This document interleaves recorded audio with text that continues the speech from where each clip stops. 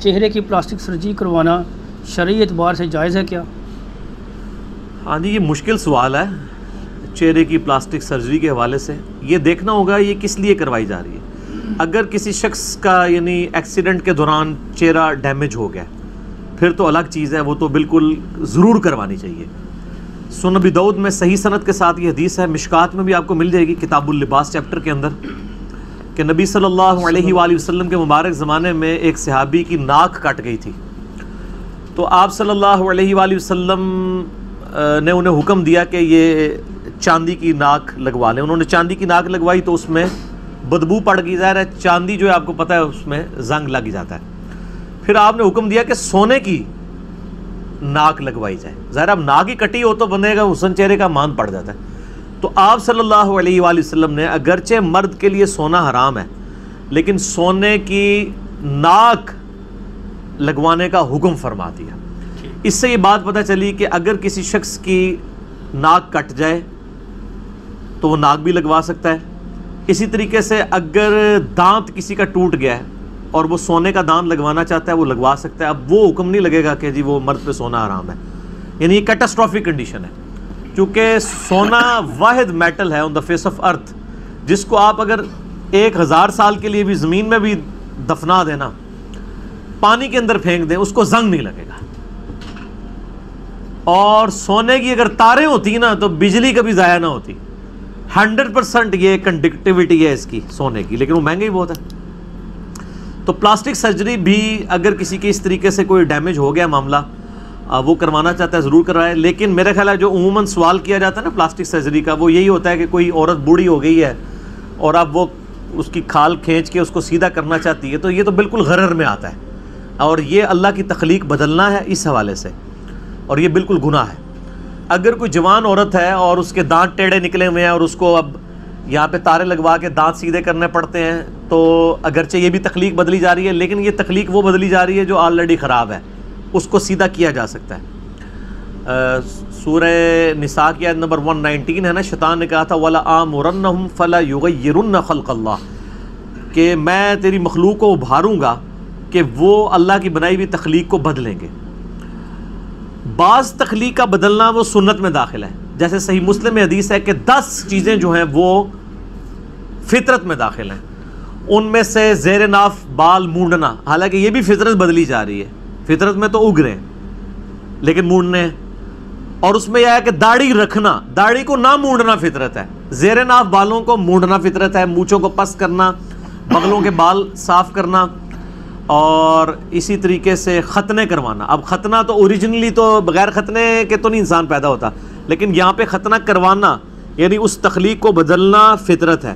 کہیں پہ تخلیق بدلنا فطرت ہوتی ہے، کہیں پہ تخلیق کو نہ بدلنا فطرت۔ یہ ڈیفائن جو ہے وہ پھر وقت کا پروفٹ کرتا ہے۔ تو یہ والی جو سرجری ہے جس میں کوئی بوڑھی عورت جو ہے وہ اس طریقے سے جوان دکھنا چاہ رہی ہے، وہ جو ہے ظاہر غرر میں آتا ہے، وہ ظاہر اسی طریقے سے گزارے۔ البتہ اگر اس کو کوئی ایسا سکن کا ایشو ہو گیا ہے، کوئی بیماری لگی ہے، اس کی ریموول کے لیے اس کو کوئی ایسا معاملہ کرنا پڑتا ہے، وہ الگ بات ہے۔ بیماری میں تو پھر ساری کی ساری چیزیں جو ہیں وہ کیٹاسٹرافک ہوں گی، وہ حلال ہو جائیں گی۔ ٹھیک ہو گیا؟ نے بیان کیا کہ وگ لگوا سکتے ہیں، لیکن پلاسٹک سرجری جس کی وجہ سے لوگ اپنے ناک اور چہرے کو تبدیل کر سکتے ہیں، کیا یہ جائز ہے؟ نہیں، پلاسٹک سرجری تو آپ جسم کو بگاڑ رہے ہیں نا۔ اب ایک بندہ بوڑھا ہو گیا اور وہ زبردستی وہ کھینچ کے اپنی یہ ساری سرجری کرا رہے، تو اس میں سے نکالنا کیا اس نے؟ کچھ بھی نہیں نکلنا۔ یہ کام تو نہ کرے۔ البتہ کسی کی جلد جل گئی ہے، ڈیمیج ہو گئی ہے، تو وہ سرجری کروا سکتا ہے۔ وہ تو ابو داؤد میں حدیث ہے، ایک صحابی کی ناک کٹ گئی تھی، نبی علیہ السلام نے اسے حکم دیا کہ چاندی کی ناک لگائے۔ چاندی کی لگائی تو بدبو پڑ گئی، پھر حضور نے حکم دیا کہ سونے کی ناک لگواؤ۔ حالانکہ مرد تھا، سونا تو مرد پہ حرام ہے، لیکن ناک چونکہ ایک مین چیز ہے، وہ ناک کٹ گئی ہوئی تھی، تو نبی علیہ السلام نے کہا کہ سونے کی ناک بنوا کے لگوا لو۔ تو یہ جائز ہے، لیکن یہ جو خام خواہ کی جو سرجری ہے ان کی تو کوئی اجازت نہیں ہے۔ تو بخاری مسلم میں حدیث ہے کہ نبی علیہ السلام نے ان لوگوں پہ لعنت فرمائی ہے کہ ان عورتوں کے اوپر جو گندواتی ہیں، ٹیٹو بنواتی ہیں، یا دانتوں میں گیپ بنواتی ہیں، یا چہرے کے بال اکھاڑتی ہیں۔ چہرے کے بال یعنی ظاہر ہے کہ انہی بالوں کے ذکر ہو رہا ہوگا۔ داڑھی کے بال تو اکھاڑ سکتی ہے عورت، کیونکہ وہ اس کی نیچر کے خلاف ہے، عورت کے نکل آئے تو وہ اکھاڑے گی، مرد نہیں اکھاڑے گا، کیونکہ قرآن میں حکم ہے وَلَا آمُرَنَّهُمْ فَلَيُغَيِّرُنَّ خَلْقَ اللَّهِ۔ شیطان نے کہا تھا کہ میں تیری مخلوق کو ابھاروں گا کہ وہ تیری بنائی ہوئی تخلیق کو بدلیں گے۔ مرد کو اللہ نے داڑھی دی ہے تو یہ داڑھی کو اکھاڑنا یا شیو کر دینا یہ اللہ کی تخلیق کو بدلنا ہے۔ عورت کو اللہ نے نہیں دی ہوئی، اس کی نکل آئے تو اس نے ضرور اکھاڑنا ہے، کیونکہ وہ اس کی نیچر کے خلاف نکلی ہوئی ہے۔ خام خواہ نہیں مطلب اس کو کرتی رہے کہ مطلب وہ اس کے ایسے نکلے پہلے پھر وہ ریموو کرے، ایک کام بھی نہیں ہونا چاہیے تھا۔ البتہ جہاں پہ اللہ نے نیچر کو خود اس اعتبار سے نیچر قرار دیا ہے وہ تو آپ نے فالو کرنا ہے، جو بخاری مسلم میں حدیث ہے کہ 5 چیزیں نیچر سے ہیں۔ اب وہ نیچر ایسی ہے کہ وہ آپ خود کر رہے ہوتے ہیں، ختنہ کروانا، ناخن کٹوانا، مونچھیں پست کرنا، بغلوں کے بال اور زیر ناف بال۔ اب یہاں پہ ریموو کرنا، حالانکہ وہ نیچر نے اگائے ہوئے تھے، ان کو ختم کرنا نیچر ہے۔ مسلم شریف میں 10 چیزیں ہیں، ان میں ایک داڑھی رکھنا بھی ہے کہ یہ فطرت سے۔ لوگ کہتے ہیں داڑھی کا حکم کی طرح قرآن میں ہے، شیطان نے کہا تھا میں انہیں ابھاروں گا تیری بنائی ہوئی تخلیق کو بدلیں گے، تو مرد کا داڑھی ختم کر دینا تخلیق بدلنا۔ اتنی داڑھی ضرور کم از کم رکھیں کہ جو عرف عام میں دیکھنے سے داڑھی لگ رہی ہو، جس طرح شاید افریدی صاحب نے رکھی ہوئی ہے۔ ہاں مٹھی رکھیں تو بہتر ہے۔ غیر مسلم سے ڈونیشن لینا اور دینا جائز ہے، لے سکتے ہیں، مسجد کے اوپر نہ لگائیں، باقی فلاحی کاموں پہ لگائیں، جائز ہے۔ نبی علیہ السلام نے کافروں کے تحفے بھی قبول کیے ہیں۔ نبی پاک صلی اللہ علیہ وآلہ وسلم معصوم ہیں اور صحابہ مغفور ہیں، تو اللہ نے سب صحابہ کے گناہ ایڈوانس میں معاف کر دیے ہیں۔ پھر علی بھائی حضرت معاویہ رضی اللہ عنہ پہ کیوں بولتے ہیں؟ علی بھائی کتنے بول دے نا، حدیثاں بول دیا نا، قیامت تک بولن گے۔